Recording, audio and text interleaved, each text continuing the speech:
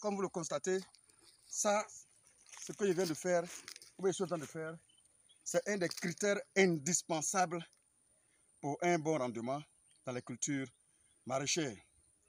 Donc, pour un mot dans le vivrier, c'est un des critères vraiment indispensables, pour être honnête, indispensable pour un meilleur rendement.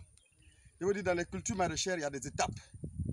Les étapes, lorsque tu les piétines, les résultats, tu piétines. Je vois certaines personnes qui font des légumes et ils ne prennent pas soin de faire le travail du sol. Le travail du sol est une des activités les plus importantes pour réussir une bonne culture maraîchère. C'est très important.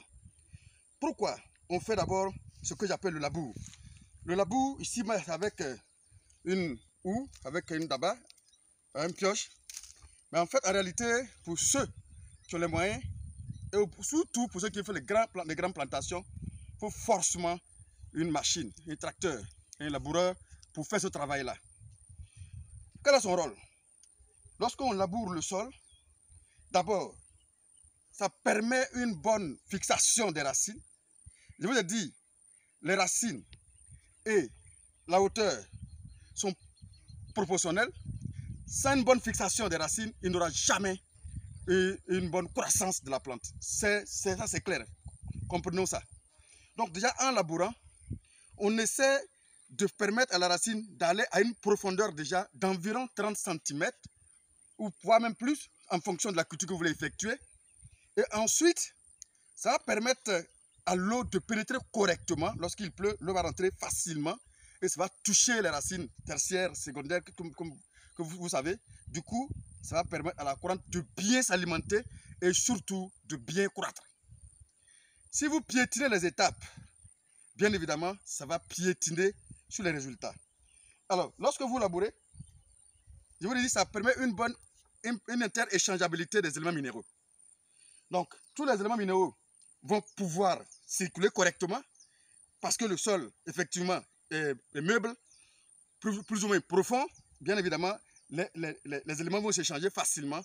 Ils vont pouvoir passer d'un endroit à un autre pour alimenter correctement les racines. Alors, vous qui venez pour faire les grandes plantations et qui pensez qu'on peut faire un rendement en piétinant les étapes, je vous ai dit, il est important de savoir qu'on n'est pas obligé de faire 5 hectares, 6 hectares, 7 hectares de culture si on sait qu'on ne s'est pas apprêté pour venir. Ça ne sert à rien d'économiser de l'argent et venir faire les choses de manière, disons, aléatoire et à vouloir attendre des résultats exceptionnels. Ce n'est pas possible. Ça, d'abord, c'est ce que j'appelle le faux labour.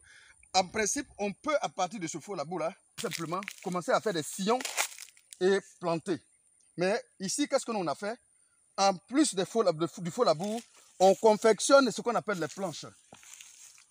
Voici ce qu'on appelle les planches qu'on a confectionnées. Donc, on fait d'abord le faux labour.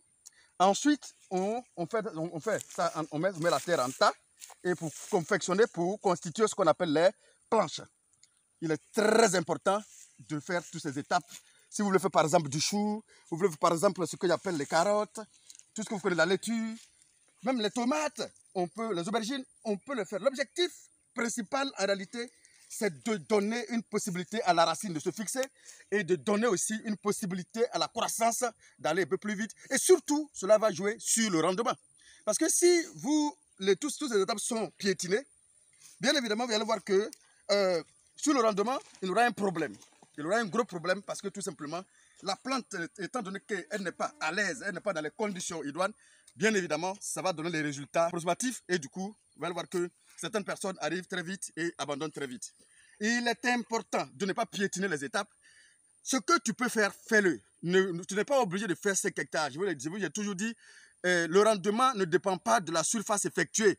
Le rendement dépend des conditions de culture qu'il faut mettre en place, des conditions de la plante qu'il faut mettre en place. Sans ça, ne vous torturez pas à faire des grandes plantations et dire que j'ai fait 2 hectares, 3 hectares, 4 hectares.